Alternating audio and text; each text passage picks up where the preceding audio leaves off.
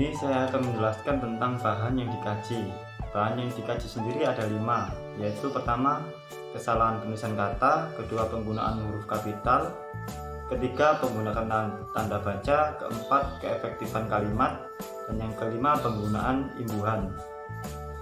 Untuk pengertian kesalahan penulisan kata sendiri, yaitu penulisan kata atau termasuk ejaan yang tidak sesuai dengan Kamus Besar Bahasa Indonesia atau KBBI dan Pedoman Umum Ejaan Bahasa Indonesia atau PUEBI. Contoh kesalahan penulisan kata. Yang pertama ada pada halaman 4, paragraf pertama, baris kedua, yaitu kata hadirat. Menurut KBBI, kata hadirat ini seharusnya ditulis hadirat. Kedua ada pada halaman 3, paragraf 2, baris keempat, yaitu kata diperlakuan. Menurut KBBI, kata diperlakuan seharusnya ditulis diperlakukan. Yang ketiga ada pada halaman 12, paragraf 1, baris keempat, yaitu kata merupaka. Kesalahan penulisan pada kata merupaka ini dikarenakan kurang telitinya penulis dalam menyusun karya ilmiahnya. Di sini kata merupaka seharusnya ditulis merupakan. Materi selanjutnya yaitu penggunaan huruf kapital. Huruf kapital pada umumnya selalu ditulis pada kata yang berada di awal suatu kalimat. Namun, ternyata dalam penerapannya ada beberapa kondisi dan aturan di mana huruf kapital ini harus ditulis walau posisinya berada di tengah kalimat. Di sini saya menjelaskan tentang fungsi huruf kapital. Yang pertama, huruf kapital digunakan pada huruf awal kalimat. Maksudnya huruf kapital atau huruf besar dipakai sebagai huruf pertama kata awal pada kalimat. Yang kedua, yaitu digunakan pada huruf pertama dari petikan langsung, yang artinya huruf kapital dipakai sebagai huruf pertama kata pada awal kalimat setelah petikan langsung. Yang ketiga yaitu digunakan dalam hal yang erat kaitannya dengan atribut keagamaan, kitab suci, nama Tuhan, dan kata ganti untuk Tuhan. Contohnya kata Islam, Alkitab, Kristen, yang dimana huruf awalnya memakai huruf kapital. Selanjutnya saya akan menjelaskan tentang contoh kesalahan penggunaan huruf kapital yang terdapat pada makalah yang kami kaji. Contoh pertama pada halaman I3 paragraf 1 baris ke-1 dengan kalimat telah dapat diajukan kepada Fakultas Tarbiyah UIN Sunan Kalijaga Yogyakarta, di mana kalimat telah pada awal kalimat menggunakan huruf kecil, yang seharusnya kalimat telah pada awal kalimat tersebut harusnya menggunakan huruf kapital. Yang kedua pada halaman IV atau halaman 4 paragraf 1 baris ke-1, kalimatnya dalam ujian skripsi munasyaroh yang telah dilakukan.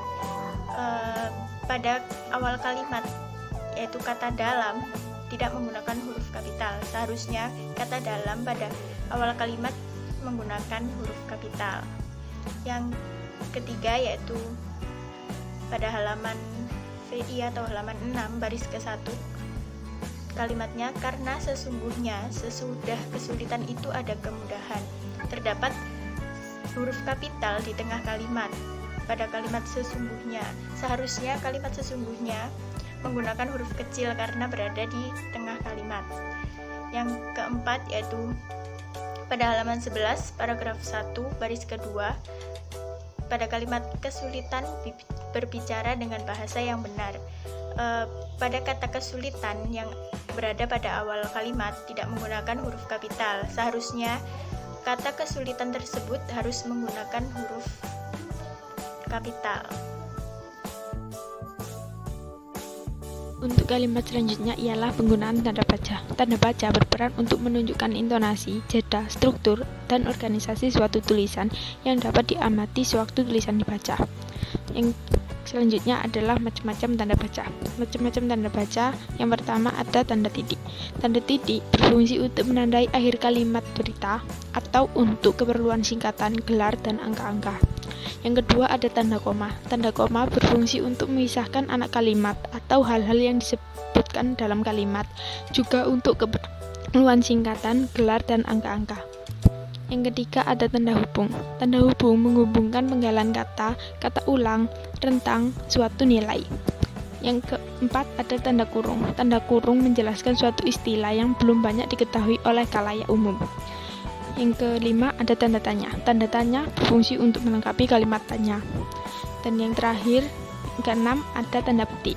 Tanda petik berfungsi untuk menandai kalimat langsung atau percakapan dalam suatu naskah drama. Untuk materi selanjutnya akan dijelaskan oleh rekan saya. Di sini saya akan menjelaskan tentang PPT slide ke-11 dan 12. Terlebih dahulu saya akan menjelaskan slide ke-11. Dalam slide 11 ini menjelaskan tentang contoh kesalahan tanda baca. Yang pertama itu yang terdapat pada skripsi halaman 45, paragraf kedua, baris kedua. Yang kalimatnya berbunyi, mulai dari buku-buku penunjang, buku-buku pelajaran, dan ruang, serta fasilitas sebagai salah satu tempat belajar bagi siswa. Nah, dalam kalimat tersebut terdapat suatu kesalahan.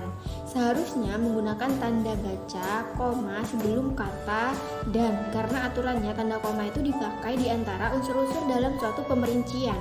Walaupun sudah ada kata hubung dan di sana, tetap saja sebelumnya harus diberi tanda koma sehingga bisa menjadikan kalimat itu efektif. Lalu di contoh yang kedua yaitu dalam skripsi halaman 11 paragraf 1 baris ke-1 dengan kalimatnya berbunyi mengalami kesulitan mengucapkan huruf terutama pada huruf konsonan, koma, titik. Di sana sudah terdapat jelas ya kesalahannya. Di sana tuh terdapat tanda baca titik dan koma yang berdampingan sekaligus di akhir kalimat. Seharusnya hanya menggunakan tanda titik karena kalimat tersebut itu letaknya di akhir kalimat. Selain itu tidak bisa kita gunakan tanda baca itu berdampingan sekaligus, koma dan juga titiknya berdampingan itu tidak bisa ya. Nah, hal tersebut kita ketahui bahwa itu merupakan kalimat terakhir karena setelahnya itu menggunakan huruf kapital pada awal katanya. Jadi seharusnya kalimat tersebut diakhiri dengan tanda titik, bukan tanda koma dan titik yang berdampingan. Nah, selanjutnya saya akan menjelaskan di slide ke-12 yang menjelaskan tentang pengertian kalimat efektif. Nah, di PPT sudah dijelaskan apa itu pengertian kalimat efektif. Nah, efektif dalam hal ini adalah ukuran kalimat yang memiliki kemampuan menimbulkan gagasan atau pikiran pada pendengar atau pembaca. Jadi, jika kalimatnya itu sesuai dengan kaidah kebahasaan yang benar, aturannya sesuai dengan EYD, maka kalimat tersebut itu bisa mewakili pikiran penulis atau pembicara secara tepat sehingga pendengar atau pembaca itu dapat memahami pikiran tersebut dengan mudah. Nah, jelas dan lengkap seperti apa yang dimaksud oleh penulis atau pembicaranya. Sehingga kalimat efektif ini haruslah penggunaannya itu sesuai dengan kaidah kebahasaan yang Syarat kalimat efektif. Yang pertama, kalimat efektif harus sesuai dengan EYD yang berlaku. Sebuah kalimat efektif harus menggunakan ejaan maupun tanda baca yang tepat. Kata baku juga harus diperhatikan agar tidak sampai kata yang ditulis ternyata tidak tepat ejaannya. Yang kedua, sistematis. Sebuah kalimat efektif paling sederhana adalah kalimat yang memiliki susunan subjek dan predikat, kemudian ditambahkan objek hingga keterangan. Sebisa mungkin guna mengefektifkan kalimat, buatlah kalimat yang urutannya tidak memusingkan. Jika memang tidak ada penegasan, subjek dan predikat diharapkan selalu berada di awal kalimat. Yang ketiga, tidak boros dan bertele-tele. Jangan sampai kalimat yang dibuat terlalu banyak menghambur-hamburkan kata. Kalimat yang menggunakan banyak kata terkesan bertele-tele. Pastikan susunan kalimat yang kalian rumuskan pasti dan ringkas agar orang yang membacanya mudah menangkap gagasan yang tertuang. Yang keempat, tidak ambigu. Syarat kalimat efektif yang terakhir. Kalimat efektif menjadi sangat penting untuk menghindari pembaca dari multitafsir. Dengan susunan kata yang ringkas, sistematis, dan sesuai kaidah kebahasaan, pembaca tidak akan kesulitan mengartikan ide dari kalimat kalian, sehingga tidak ada kesan ambigu. Berikut adalah contoh kalimat tidak efektif yang terdapat pada skripsi yang kami analisa, yaitu terdapat di halaman 15 paragraf 2 baris ke-6. Di situ tertulis penggunaan barang-barang mainan tersebut dimaksudkan. Nah, seharusnya kata barang-barang tersebut tidak diperlukan karena kata mainan sudah menggambarkan sebuah barang, sehingga seharusnya kalimat tersebut diubah menjadi penggunaan mainan tersebut dimaksudkan.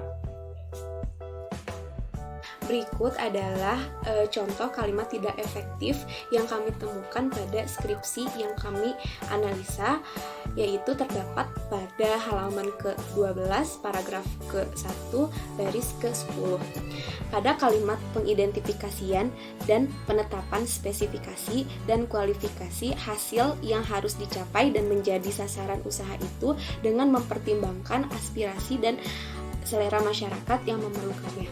Nah, pada kalimat ini terdapat pemborosan kata dan seharusnya kalimat tersebut disederhanakan lagi menjadi kualifikasi hasil yang harus dicapai menjadi sasaran usaha dengan kemudian lanjut kepada kalimat mempertimbangkan aspirasi dan selera masyarakat yang memerlukannya, sehingga kalimat tersebut efektif dan tidak ada pemborosan kata.